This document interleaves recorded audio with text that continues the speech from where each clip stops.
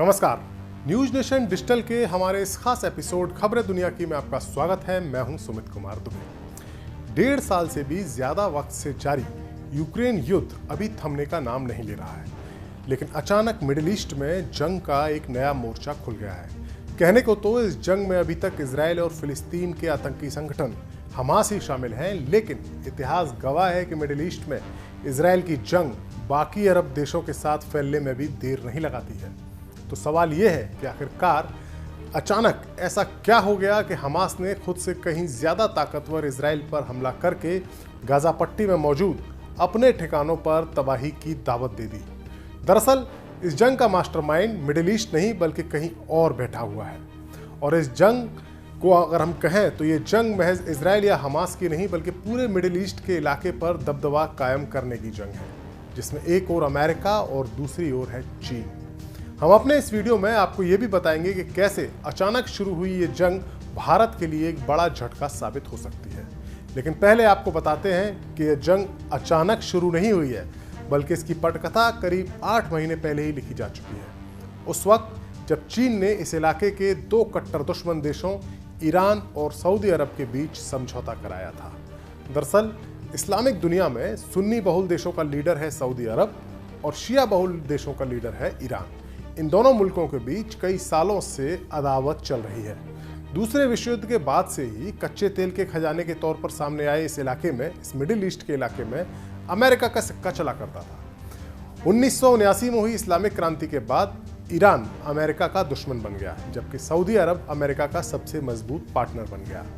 शिया और सुन्नी के इस झगड़े के बावजूद इस इलाके में अमेरिका के एक और दोस्त देश इजराइल के खिलाफ लगभग पूरा अरब जगत हमेशा एकजुट बना रहा। और अब इस कच्चे तेल और प्राकृतिक गैस के खजाने वाले इलाके में अमेरिका की जगह अपना दबदबा बनाने के लिए चीन ने इसी साल फरवरी में सऊदी अरब और ईरान के बीच एक दूसरे की राजधानी में अपने मिशंस खोलने का समझौता करा दिया। यूक्रेन युद्ध में उलझे अमेरिका के लिए एक बड़ा झटका था, जिसे दुश्मनी को अमेरिका खत्म नहीं करा सका, जिस दुश्मनी को उसे चीन दोस्ती में बदलवा रहा था।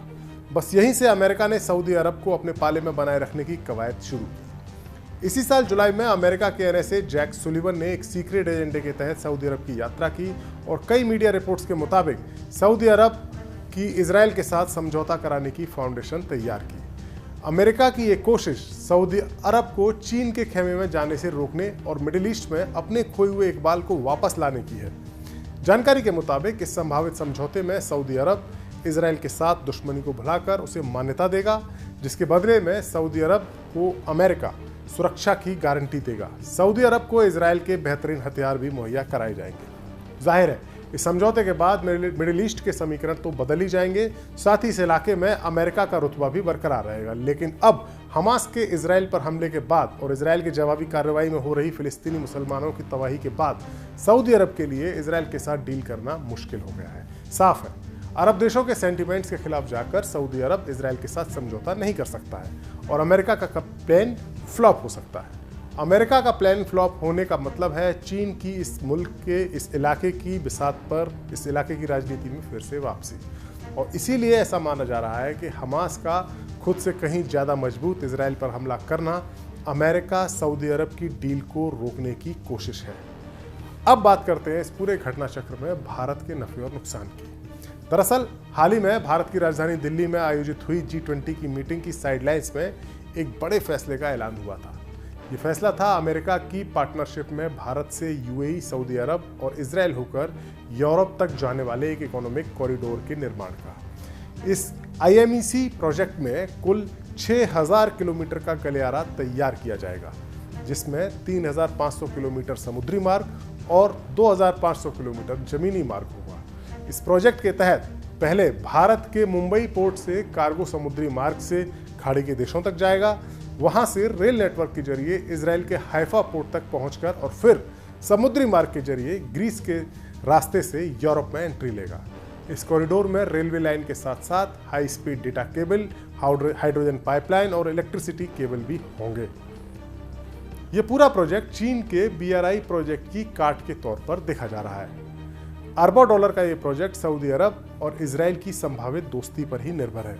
लेकिन अब फिलिस्तीन इजराइल की जंग ने सऊदी अरब को दोराहे पर खड़ा कर दिया है और इससे भारत अमेरिका के इस बड़े प्रोजेक्ट पर भी सवाल खड़ा हो गया है। जाहिर है इजराइल को उकसाने वाला हमास का ये हमला बस गाजा पट्टी के एक छोटे से जमीनी टुकड़े पर ही जंग तक सीमित नहीं है, बल्कि इसमें एक बड़े इंटरनेशनल प्लेयर भी इसमें शामिल है।